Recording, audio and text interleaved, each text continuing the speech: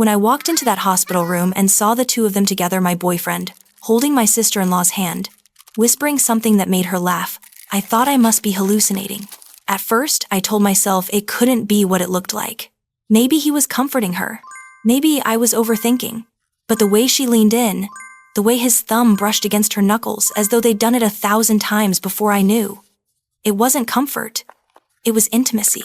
I stood there frozen, gripping the doorframe, the sound of my own heartbeat drowning out everything else. Neither of them noticed me. Or maybe they didn't care. The sight pierced me deeper than any words could. My chest tightened.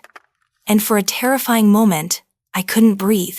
It wasn't just betrayal by the man I loved. It was betrayal by someone who was supposed to be family. I had welcomed her into my home, trusted her, even defended her when others questioned her motives. Now, here she was, sliding a knife into my back with a smile on her face. I wish I could tell you I stormed out, that I confronted them with strength and fury. But the truth is, I stood there, paralyzed by 1,000 questions. How long had this been going on? Why her? Why me? What did I do wrong? That night, lying awake in my bed, I felt my world collapse. I had always believed that betrayal came from enemies, not from those you love most. But I was wrong. Sometimes, the cruelest betrayals come dressed as affection, and the scars they leave run deeper than any wound you can see. I didn't know it then, but that moment was only the beginning. What followed was months of pain, humiliation, and loss that nearly destroyed me. And yet, it was also the start of something else, something I never could have imagined. After that night in the hospital, I couldn't shake the image from my mind. Every time I closed my eyes, I saw them, his hand in hers, their heads tilted close together, as if the whole world belonged only to them. It haunted me, and yet I kept telling myself, maybe I was wrong. Maybe I had misread everything. But deep down, I knew. I just didn't want to admit it. The weeks that followed felt like walking through quicksand. Every morning I woke up with a heaviness in my chest, dragging myself through the motions of work, family dinners, and small talk, all while pretending everything was fine. My boyfriend Daniel was as sweet as ever on the surface. He texted me good morning, kissed me goodnight, and talked about our future as if nothing had changed. And my sister-in-law Alyssa acted just as friendly, chatty, helpful, smiling as though she had nothing to hide. But I noticed things I never noticed before. The way Daniel's phone would light up with her name late at night, the sudden, hushed tone when she entered the room. The way they avoided eye contact when I was nearby, as if they both carried a secret written across their faces. It gnawed at me slowly, eating away at my sense of reality. Was I imagining it? Was I just paranoid? Or was I watching the people I trusted, most plotting behind my back? I wish I could tell you I confronted them right away, but the truth is, I didn't. I didn't because I was afraid. Afraid of hearing the truth spoken out loud. Afraid of what it would mean for my life. Daniel wasn't just my boyfriend. He was the man I thought I would marry. We'd been together 3 years. He'd seen me through job changes, family fights, my struggles with anxiety. He knew my deepest fears and my biggest dreams. Losing him felt like losing a part of myself. And Alyssa, she wasn't just some woman. She was married to my brother Mark. She was family. She had been at my Thanksgiving table, exchanged Christmas gifts with me, cried with me when our grandmother passed away. I couldn't wrap my head around the cruelty of it. Why would she do this to me? Why risk everything? That winter was the longest of my life. I withdrew from friends, made excuses not to go out, and spent nights staring at the ceiling, asking myself where I went wrong. Was I not pretty enough? Was I too serious, too boring, too predictable? I picked myself apart piece by piece, until there was almost nothing left of the person I used to be. And then came the humiliation. One night, Mark and Alyssa hosted a small dinner at their house. It was nothing big, just family and a couple of close friends. I remember walking in and instantly sensing something off. Daniel and Alyssa avoided me all evening, but they couldn't hide the little glances they shared, the quiet smiles, the unspoken understanding between them. I sat there at the table, sipping wine, laughing at jokes, pretending not to notice. But inside I was crumbling. It was like being invisible in my own life, like watching someone else live the role that was supposed to be mine. The worst part, no one else seemed to notice. Not Mark, not my parents, not our friends. Everyone thought Alyssa was this charming, sweet woman, the kind of person who brought homemade cookies to neighbors and volunteered at church. No one could imagine she had this other side, that was manipulative, calculated, and cruel. The months dragged on, each one heavier than the last. I started losing weight without trying. My hair thinned from the stress. I stopped answering calls from friends who wondered why I'd become distant. Depression settled over me like a thick fog, numbing me to everything except the pain. And still, I said nothing. I think part of me hoped it would stop on its own, that maybe it was just a phase, a mistake, something they would regret and quietly end. But as spring turned into summer, their connection only grew bolder. Daniel became harder to reach, often working late or helping a friend. Alyssa spent more time at my place when Mark wasn't around, always with some excuse, dropping off leftovers, borrowing something, wanting to hang out. It was during one of those visits that I saw the proof. She had left her phone on the counter while stepping into the bathroom. The screen lit up with a message from Daniel. I didn't mean to look, my eyes just caught it by accident. But once I saw his name, I couldn't look away. The message was simple: "Can't stop thinking about last night. Wish I was with you right now." My stomach dropped. My hands shook. I felt the blood drain from my face. There it was, confirmation of everything I had feared, in black and white. When she came back, I forced a smile, pretending nothing had happened. But inside, I was shattered. That night, alone in my apartment, I broke down completely. I sobbed until my body ached, until my throat burned raw.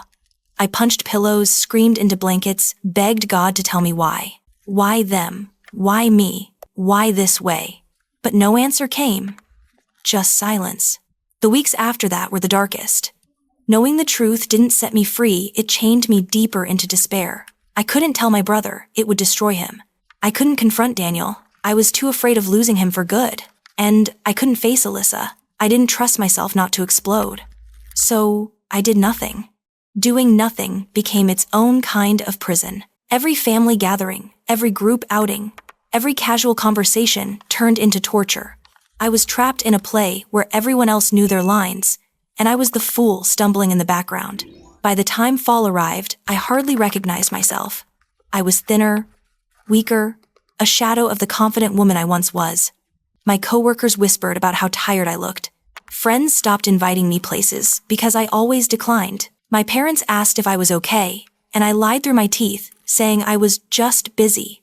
But inside, I felt hollow.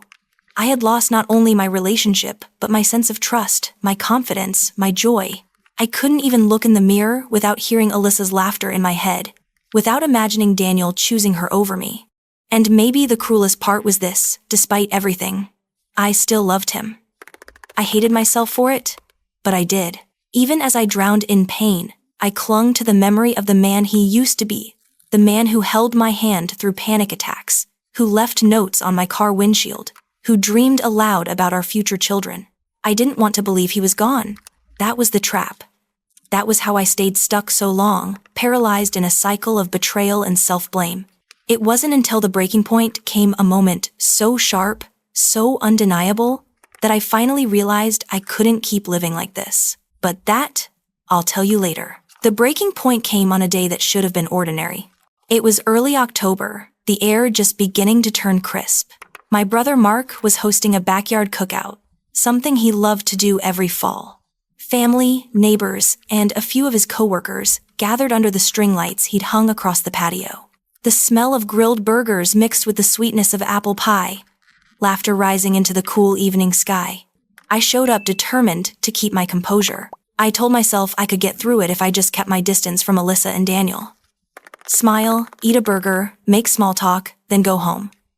That was the plan. But the universe had other ideas.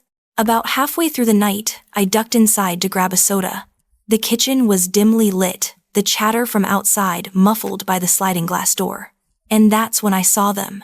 Daniel and Alyssa stood by the counter, so close their shoulders touched. He leaned down, murmuring something into her ear, and she laughed softly. That same laugh I'd heard 100 times before, except this time, it was edged with something secretive, something intimate. Then I saw it. His hand brushed against her lower back. Not in a casual way, not an accident. It lingered, and she didn't move away. The world tilted. My vision blurred. My soda can slipped from my hand, clattering against the tile. They spun around, eyes wide, caught like thieves in the night. For a split second, none of us moved. And then, just like that, they pretended nothing had happened. Alyssa bent down, picked up the can, and forced a bright smile. Daniel cleared his throat, mumbling something about just talking. But it was too late. The mask had cracked. The lie was exposed, even if no one else saw it. I didn't scream. I didn't cry. I walked past them, straight out the front door, and kept walking until I reached my car. My hands shook so badly, I could barely fit the key into the ignition. I drove home in silence, my chest tight, my mind racing. That night, something inside me shifted. The pain was still there, raw and searing. But beneath it, a spark flickered anger. Real, burning anger. For months I had blamed myself, torn myself apart, convinced I wasn't enough. But seeing them together, so careless, so shameless, made me realize the truth. This wasn't about me being unworthy. This was about them being unfaithful. And I was done being their victim. The next morning, I pulled out my old journal, something I hadn't touched in years. I started writing every suspicion, every detail, every moment of doubt I'd ignored. Then I went through my phone. The late-night texts, the unexplained absences, the photos from family gatherings where their eyes found each other instead of me. Piece by piece, I began to put the puzzle together. The more I wrote, the clearer it became. This wasn't just a fling. This was a deliberate, months-long affair carried out right under my nose and under Mark's nose, too. And that realization gave me purpose. I started taking care of myself again. Slowly. I went back to the gym, even if it was just for 20 minutes at a time. I forced myself to eat proper meals, to sleep at regular hours. I reconnected with an old friend over coffee, the first genuine conversation I'd had in months. Each small step felt like reclaiming a piece of myself that Alyssa and Daniel had tried to steal. But I wasn't just healing, I was preparing. I knew I couldn't stay silent forever. My brother deserved the truth, and as much as it terrified me, I deserved the chance to face it head on. The opportunity came sooner than I expected. One evening, Mark invited the family over to watch a football game. I almost declined, but something in me knew this was the moment. I went, bracing myself for whatever would unfold. Sure enough, Daniel and Alyssa were there, sitting too close on the couch, sharing inside jokes while Mark cheered at the television. My stomach churned, but this time, instead of shrinking into myself, I paid attention. I watched them the way a detective studies suspects. And then, as if the universe wanted to give me undeniable proof, I saw it. Alyssa's phone buzzed, and Daniel leaned over, glancing at it with a smirk. Something inside me snapped. I stood up, my voice shaking but loud enough to silence the room. "Mark, you need to see this." Every head turned. Alyssa froze. Daniel's face went pale. My hands trembled as I reached for her phone, but she was too slow to stop me. I pulled up the message thread, the one she hadn't bothered to delete. The words stared back at us all. "Last night was amazing. Can't wait to sneak away again." Mark's face drained of color. Silence crashed over the room like thunder. Alyssa stammered, trying to explain, but the words tangled in her throat. Daniel reached for me, as if he could somehow undo what had just happened, but I stepped back. I had finally spoken the truth, and there was no taking it back. What followed was chaos. Mark demanded answers. Alyssa sobbed, swearing it was a mistake, that it didn't mean anything. Daniel stood there, speechless, caught between shame and anger. The family scattered in shock, whispers and accusations filling the air. But for me, in that storm, there was clarity. For the first time in months, I felt free. The secret was no longer mine to carry. The betrayal was out in the open where it belonged. The weeks that followed were messy. Mark filed for separation, unable to forgive Alyssa. Daniel tried to call me, to explain, to apologize, but I blocked his number. My parents were devastated, torn between heartbreak for their son and outrage at Alyssa's deceit. Friends who had doubted my distance finally understood why. And me, I kept moving forward. It wasn't easy. The grief still came in waves. Some mornings I woke up with tears on my pillow, the ghost of Daniel's touch lingering in my memory. But alongside the grief came strength. Every time I chose not to answer his calls, every time I showed up for myself instead of hiding away, I grew a little stronger. I started therapy, something I had put off for years. I poured out the shame, the anger, the self-doubt, and slowly learned to see the truth. I hadn't failed. I hadn't been unworthy. I had simply loved the wrong person and trusted the wrong woman. Their betrayal was their flaw, not mine. That realization became my turning point. I went back to school part-time, chasing a certification I had always dreamed of but never pursued. I joined a local hiking group, reconnecting with nature and rediscovering joy in small adventures. I laughed again, really laughed, for the first time in what felt like forever. And though the scars remained, I carried them not as marks of weakness, but as proof of survival. Looking back now, I see that moment in my brother's living room, the moment I finally spoke the truth, as the day I stopped being their victim and started becoming my own hero. The months after the truth came out were some of the hardest and yet most defining of my life. At first, everything felt raw and unsettled. Family gatherings were tense, the air thick with unspoken pain. My brother Mark moved out of his house and into a small apartment across town, his voice flat whenever Alyssa's name came up. He was heartbroken, but beneath the heartbreak was a quiet strength I hadn't seen in him before. I admired that in him. Even though his marriage had crumbled, he faced it head-on, and watching him gave me courage to do the same. I cut off all contact with Daniel. The old me would have entertained his calls, listened to his apologies, let myself be swayed by his familiar voice. But I didn't. Not this time. I blocked him everywhere on my phone, on social media, even through mutual friends. I knew if I left any door cracked open, he'd find his way back in, and I couldn't allow that anymore.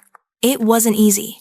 There were nights I stared at my phone, tempted to unblock him, to hear what he had to say. There were mornings I woke up, with tears on my cheeks, wishing things could go back to the way they were.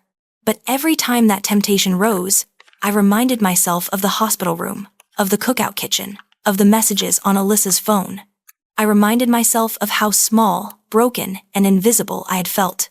And then, I chose myself instead. I can't describe the power in that choosing myself. For years, I had built my happiness around Daniel, shaped my life to fit his, carried the weight of keeping everything perfect. But when I finally let go, I realized something beautiful. I still had myself. And I was enough. With that realization, doors began to open. At work, I poured myself into a project I had once neglected. My boss noticed. A few months later, I was promoted to a leadership role, something I never thought I was capable of before. That small victory reminded me that I was more than the girl who got betrayed. I was someone with value, with skills, with purpose. I also reconnected with people I had lost along the way. Friends who had grown distant during my dark months welcomed me back with open arms. They didn't judge me for disappearing, they were just glad I had returned. I learned that true friends don't walk away when you fall apart. They wait, quietly, for you to find your way back. And then, slowly, I began to rebuild trust with my family. It wasn't easy, especially with Alyssa still hovering on the edges of our lives. But over time, the anger softened into acceptance. My parents, heartbroken at first, leaned into unity instead of blame. Mark, though wounded, found strength in starting over. And I found peace in knowing I had told the truth, even when it hurt. As for Alyssa, she faced her own consequences. After the separation, her charm couldn't save her. Friends distanced themselves. Whispers followed her, and eventually, she moved away. I don't know where she is now, and honestly, I don't care. She chose her path, and it led her away from everything she had tried to manipulate into her favor. And Daniel, he tried, for a while, to worm his way back into my life. Messages, through mutual friends, little coincidental encounters at places he knew I'd be. But each time, I stood firm. Eventually, he gave up. The last I heard, he left town, chasing some new opportunity. Their exits were not dramatic or violent. They simply faded out of my life, the way shadows vanish when the sun rises. And that was enough justice for me. Because the real justice wasn't about watching them suffer, it was about watching myself rise. I started to travel again, something I had stopped doing during the relationship.